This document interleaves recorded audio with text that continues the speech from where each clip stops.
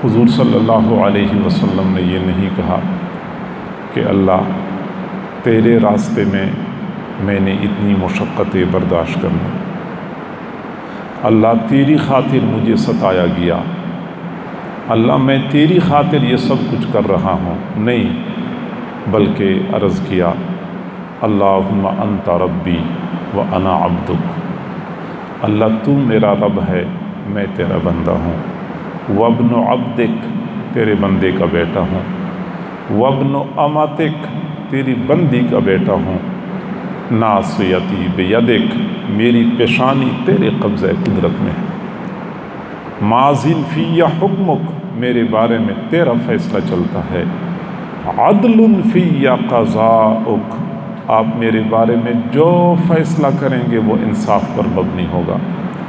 اللہ مجھے آپ کن کے حوالے کرتے ہیں؟ کیا آپ مجھے دشمنوں کے حوالے کرتے ہیں جو میرے ساتھ ترشروئی کرتے ہیں؟ کیا مجھے غیروں کے حوالے کرتے ہیں جو میری قدر نہیں جانتے؟ اللہ اگر تو مجھ سے راضی ہے، مجھے پوری دنیا کی ناراضگی کی پرواہ نہیں ہے، اور اگر تو ناراض ہے تو اس وقت تک تجھے منانا ضروری ہے جب تک کہ تو راضی نہ ہو جائے۔ عاجزی کے انتہا کر دی، ایک ایک لفظ سے عاجزی ٹپکتی ہوئی نظر آ رہی ہے۔ آپ صلی اللہ علیہ وسلم نے طائف کی وادی میں عاجزی کے انتہا فرمائی۔ پھر اللہ جب واپس مکہ مکرمہ تشریف لائے تو اللہ تعالیٰ نے معراج پہ بلا لیا اور بلندیوں کی انتہا فرمائی۔ من تواضع للہ رفعہ اللہ، جس نے اللہ کی خاطر عاجزی اختیار کی ہے اللہ نے اس کو بلندیاں عطا فرمائی۔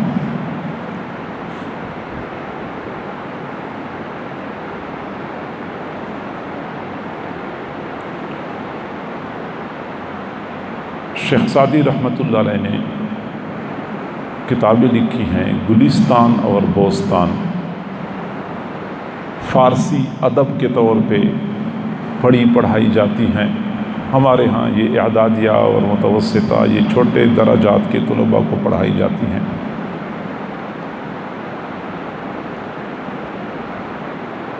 جبکہ میں دوستوں سے کہا کرتا ہوں کہ یہ کتابیں دورہ حدیث میں پڑھانے کے قابل ہیں، حکمت بھری کتابیں۔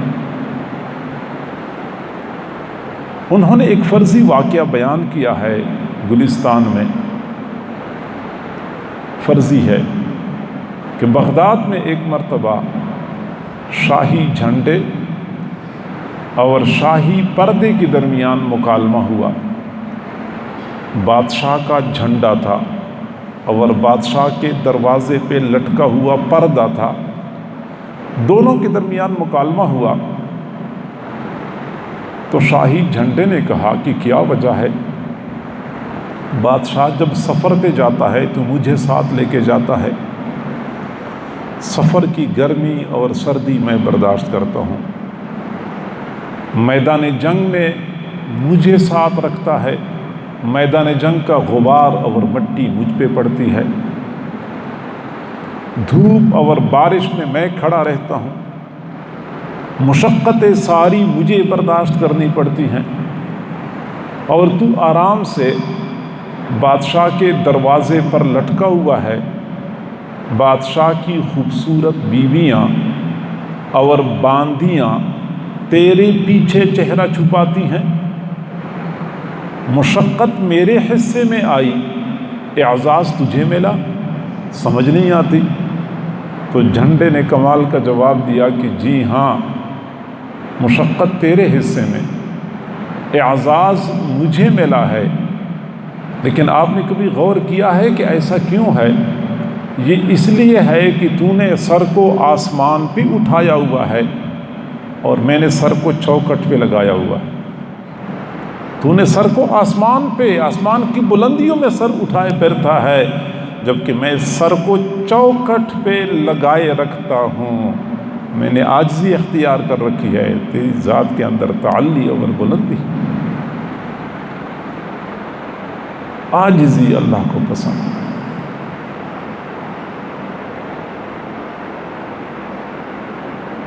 کسی بھی سالک کی روحانی ترقی کے لیے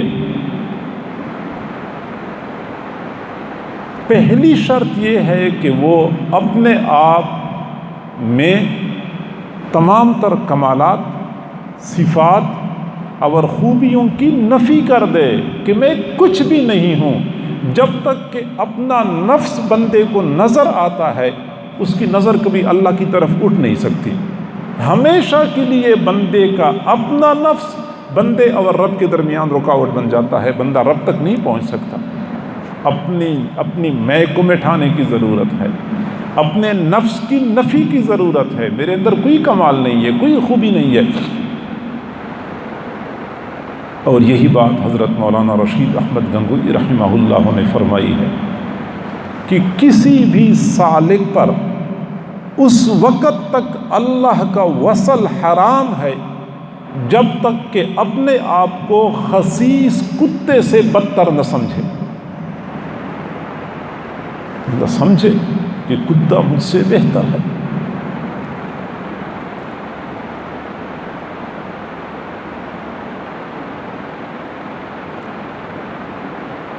حضرت عبداللہ بن مبارک رحمہ اللہ کھیتوں کے درمیان پگڈنڈی سے گزر رہے تھے۔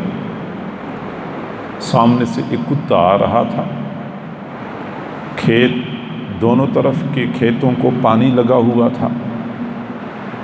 اب پگڈنڈی بالکل پتلی تھی،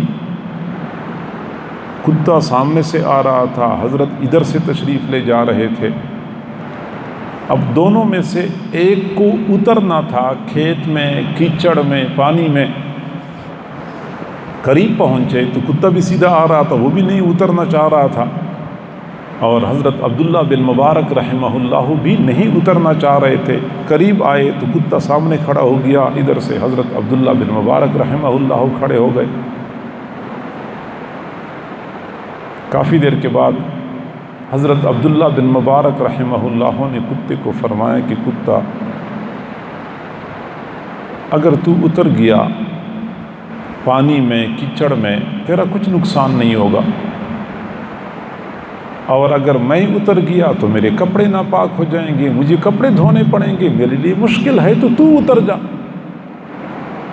کتے کو اللہ تعالیٰ نے قوت گویائی دے دی اور کہنے لگا کہ اگر آپ اتر گئے تو آپ کے کپڑے ناپاک ہو جائیں گے، پانی سے دھو لیں گے تو پاک ہو جائیں گے، لیکن اگر میں اتر گیا تو آپ کا دل ناپاک ہو جائے گا، اور دل کو پاک کرنا بہت دشوار ہوتا ہے۔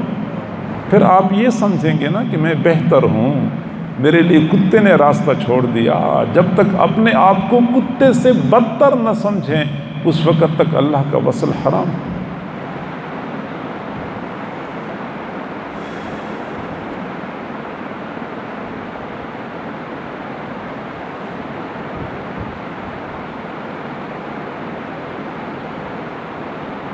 اور یہ کتے سے اپنے آپ کو بدتر سمجھنا، اگرچہ بادی النظر میں موجب اشکال ہے کہ بندہ تو اشرف المخلوقات ہے، یہ رسول اللہ کا امتی ہے، اتنا بڑا شرف حاصل ہے، تو یہ کتے سے بدتر کیسے ہو سکتا ہے؟ تو حضرت تھانوی رحمۃ اللہ علیہ نے یہی بات فرمائی ہے کہ بندہ یہ سمجھے کہ فی الحال اگرچہ میں کتے سے بہتر ہوں، کیونکہ میں ایمان کی شرف سے مشرف ہوں، لیکن فی المعال ممکن ہے کہ کتا مجھ سے بہتر ہو جائے۔ اور یہی بات حضرت تھانوی رحمۃ اللہ علیہ نے لکھی ہے کہ اپنے آپ کو کافر سے بھی بدتر سمجھنا چاہیے، اور اس کی تشریح وہ خود فرماتے ہیں کہ کافر سے یوں بندہ اپنے آپ کو بدتر سمجھے کہ میں اس وقت مسلمان ہوں، اور وہ تو کافر ہے، یقیناً ایک مسلمان بہتر ہوتا ہے کافر سے، لیکن مستقبل کا تو کوئی پتہ نہیں ہے، ممکن ہے کہ کافر کو ایمان کی دولت نصیب ہو جائے اور میں اسی دولت سے محروم ہو جاؤں، تو کافر فی المعال مجھ سے بہتر ہو سکتا ہے۔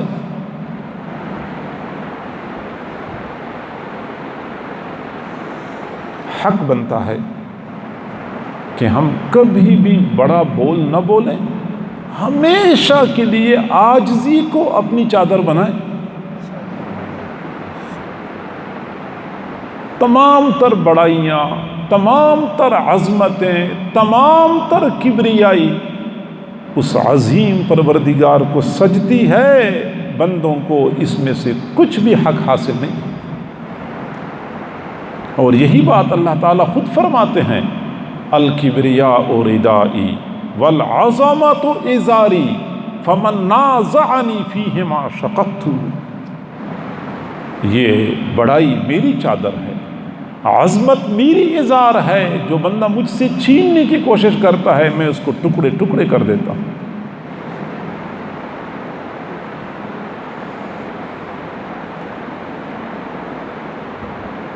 اور یہ بھی ایک حقیقت ہے کہ کئی مرتبہ ہم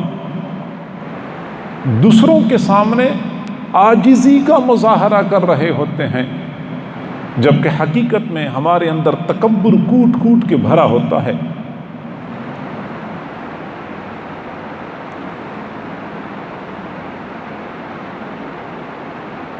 ہمارے حضرت جی دامت برکاتہم العالیہ نے فرمایا کہ اپنے آپ کو دوسروں کے سامنے پست کرنا اور گرانا آسان ہے، اپنے آپ کو اپنی نظروں میں گرانا بہت مشکل ہے۔ ایک آدمی یہاں نمازیوں کی جوتیاں سیدھی کرتا ہے،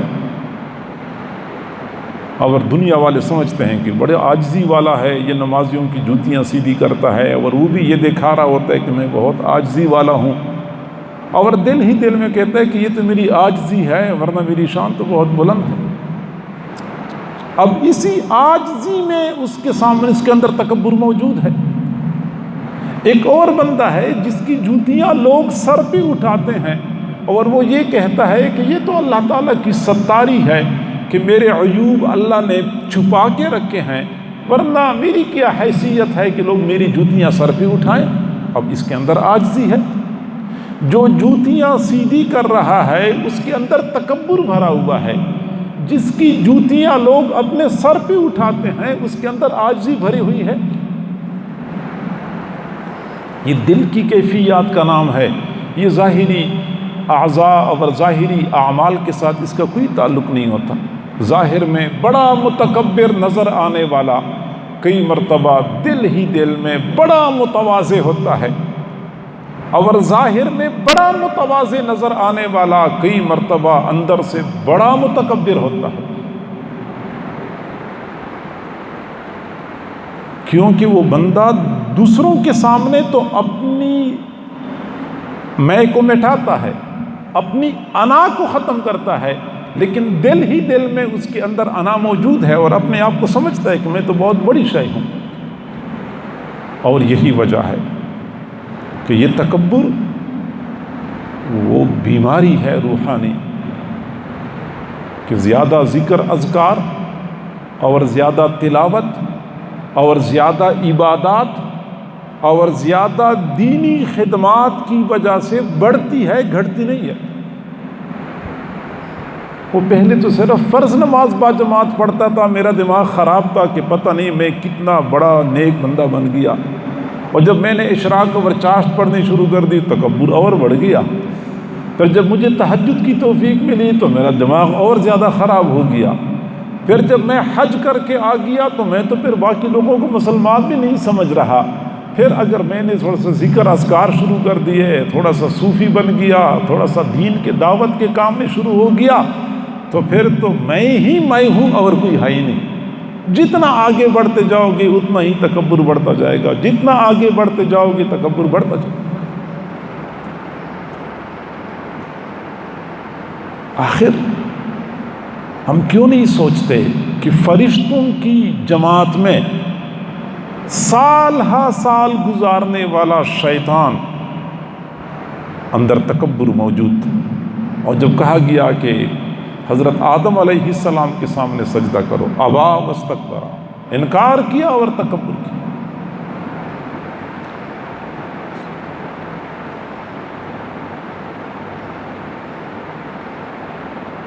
یعنی فرشتوں کی مجلس میں رہنے والا، فرشتوں کی صحبت میں رہنے والا اندر تکبر بھرا ہوا تھا، تو فرشتوں کی مجلس سے بھی محروم نکل گیا، راندہ درگاہ بنا دیا گیا۔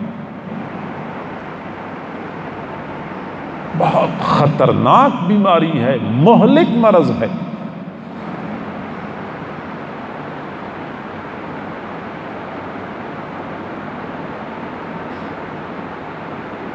اللہ تعالیٰ نے قرآن پاک میں ارشاد فرمایا کذالک یطبع اللہ علی کل قلب متکبر جبار۔ اللہ تعالیٰ ہر متکبر جبار بندے کے دل پہ مہر لگا دیتا ہے، حق بات اندر نہیں اترتی، مہر لگ جاتی ہے، حق قبول کرنے کی صلاحیت ختم ہو جاتی۔ کیا فرعون نہیں جانتا تھا کہ حضرت موسیٰ علیہ السلام اللہ کے سچے رسول ہیں؟ اچھی طرح جانتا تھا، لیکن تکبر حائل تھا۔ کیا ابو جہل نہیں جانتا تھا کہ حضور صلی اللہ علیہ وسلم اللہ کے سچے رسول ہیں؟ اچھی طرح جانتا تھا، لیکن تکبر حائل تھا۔ ابو جہل کا حال یہ تھا، اللہ تعالیٰ دکھاتا ہے، ابو جہل کا حال یہ تھا کہ حضرت عبداللہ بن مسعود کو دیکھتا تھا تو کہتا تھا رویع الغنم، بھیڑ بکریوں کا چھوٹا سا چراواہا، بھیڑ بکریوں کا چونکہ حضرت عبداللہ بن مسعود کا قد کاٹ بالکل مختصر تھا تو کہتا تھا کہ چھوٹا سا چراواہا ہے۔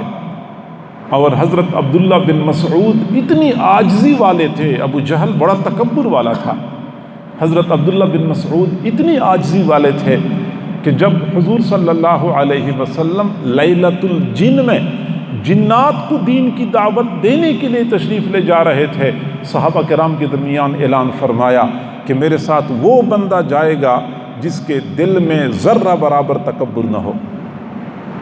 اب ہر بندہ ڈر رہا تھا کہ اگر میں کھڑا ہو گیا، حضور نے کہا کہ بیٹھ جا، تیرے اندر تکبر موجود ہے، کوئی اٹھ نہیں سکتا تھا۔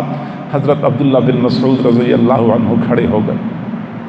آپ صلی اللہ علیہ وسلم نے حضرت عبداللہ بن مسعود کو ساتھ لیا لیلۃ الجن میں جنات کو دین کی دعوت دینے کے لیے۔ خیر یہ تو الگ مسئلہ تھا۔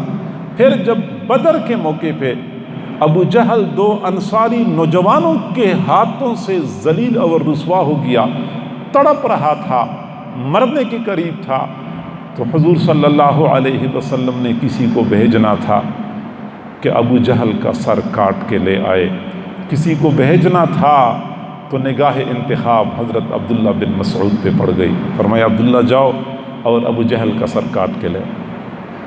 عبداللہ بن مسعود رضی اللہ عنہ چلے گئے اور سر کاٹ کے لے آئے۔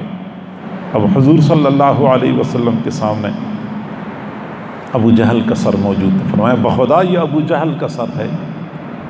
پھر فرمایا کہ عبداللہ مرتے وقت ابو جہل نے کچھ کہا تو نہیں؟ مرتے وقت ابو جہل نے کچھ کہا تو نہیں؟ حضرت عبداللہ بن مسعود رضی اللہ عنہ نے فرمایا کہ اللہ کے نبی، میں ابو جہل کے سینے پہ چڑھ کے بیٹھا ہوا تھا، میرے ہاتھ میں ننگی تلوار تھی، ابو جہل کو نظر آ رہا تھا، وہ آخری رمق میں تھا، نظر آ رہا تھا کہ میری گردن کاٹی جا رہی ہے۔ اس نے دو باتیں کر لیں۔ پہلی بات تو یہ کر لی کہ اپنے پیغمبر سے کہہ دو کہ میرے دل میں اس کے لیے پہلے دن جو بغض تھا آج بھی وہی بغض موجود ہے، اس میں کمی نہیں آئی ہے۔ اور دوسری بات یہ کہ جب میری گردن کاٹنی ہے ذرا نیچے سے کاٹ دو تاکہ باقی مقتولین میں میرا سر اونچا رہے، باقی مقتولین میں میرا سر اونچا رہے۔ تکبر بندے کو کہاں سے کہاں تک پہنچا دیتا ہے۔ نظر آ رہا ہے کہ ہاتھ میں ننگی تلوار ہے، لیکن اب بھی وہ تکبر والا بول نہیں چھوڑ رہا۔ پھر حضور صلی اللہ علیہ وسلم نے فرمایا کہ میری امت کا فرعون حضرت موسیٰ علیہ السلام کے فرعون سے زیادہ شدید نکلا، کہ موسیٰ علیہ السلام کے فرعون نے آخری وقت میں تو کہا تھا کہ میں موسیٰ علیہ السلام اور ہارون علیہ السلام کے رب پہ ایمان لاتا ہوں، اور میری امت کے فرعون نے تو آخری وقت میں بھی وہ بول نہیں چھوڑا۔ تکبر کذالک یطبع اللہ علی کل قلب متکبر جبار، اللہ تعالیٰ مہر لگا دیتا۔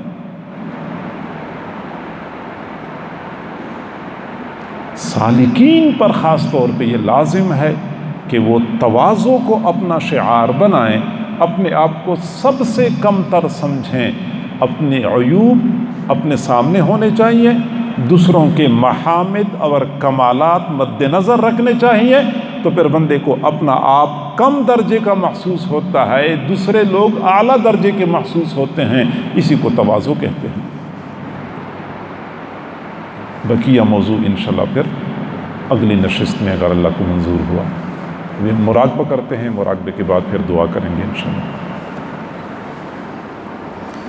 اپنی آنکھوں کو بند کر لیں، اپنے سروں کو جھکا لیں، یہ تصور کریں کہ اللہ تعالیٰ کی طرف سے انوارات آ رہے ہیں، میرے دل میں سما رہے ہیں، اور میرا دل خوشی کی حالت میں کہہ رہا ہے اللہ اللہ اللہ۔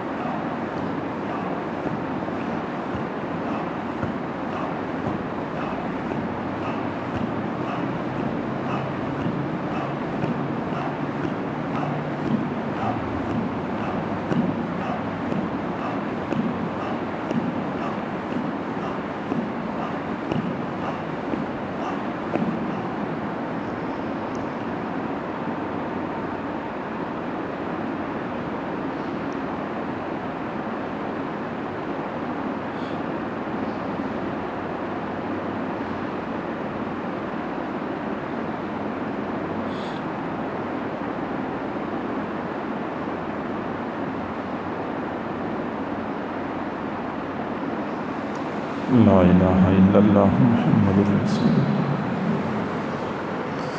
امین. الحمدللہ رب العالمین والعاقبۃ للمتقین والصلاۃ والسلام علی رسولہ محمد وآلہ واصحابہ اجمعین.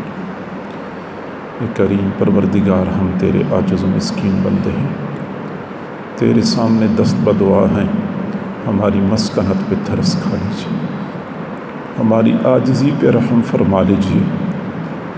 کریم پروردگار، ہمارے گناہوں کو معاف فرما، ہماری خطاؤں کو معاف فرما، ہمارے عیبوں کی پردہ پوشی فرما. پیارے اللہ، ہمیں آزمائشوں سے محفوظ فرما، فتنوں سے محفوظ فرما. الہ العالمین، امتحان تو اس سے لیا جاتا ہے جو پاس ہونے کا دعویٰ کرتا ہو. ہم تو فیل ہونے کا اقرار کرتے ہیں، ہم سے امتحان کیوں لیا جائے؟ امتحانات سے بچا لیجیے، آزمائشوں سے بچا لیجیے.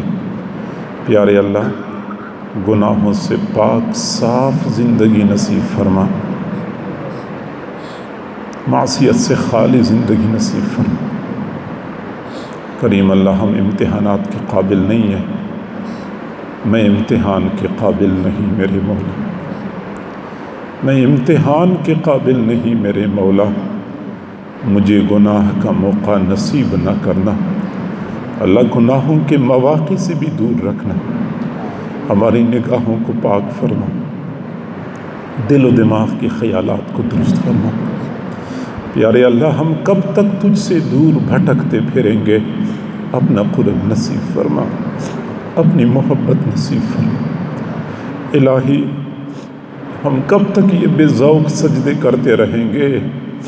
سجدوں کا سرور عطا فرما، خشوع خضوع والی نمازیں نصیب فرما، مناجات کی لذت نصیب فرما.